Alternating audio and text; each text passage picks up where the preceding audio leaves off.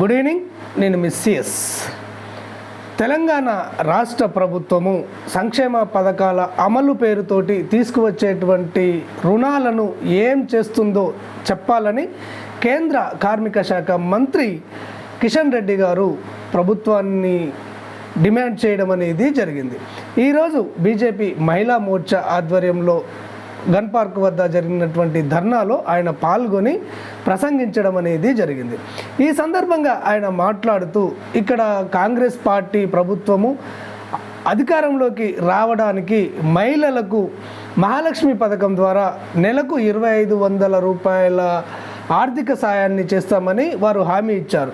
వెంటనే ఈ హామీని అమలు చేయాలని ఈ హామీని అమలు చేయడంతో పాటు ఈ 7 నెలలకు సంబంధించినటువంటి బకాయిలను అంటే నెలకు 2500 చొప్పున ఈ 7 నెలలకు కలిపి 17,500 రూపాయలు మహిళలకు చెల్లించాలని ఆయన ప్రభుత్వాన్ని డిమాండ్ చేయడం అనేది జరిగింది.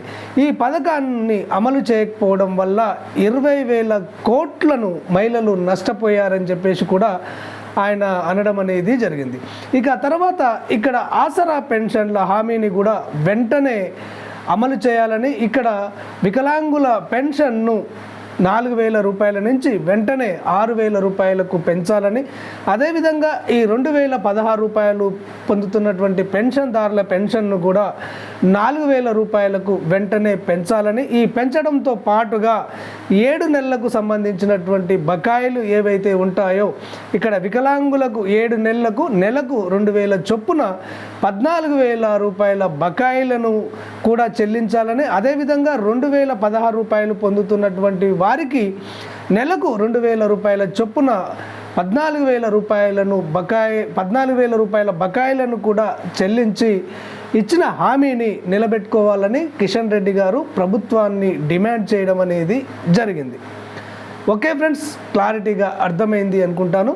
ఈ వీడియో మీకు నచ్చినట్టయితే అంతర్నేత్ర ఛానల్ను సబ్స్క్రైబ్ చేసుకోండి. ధన్యవాదాలు.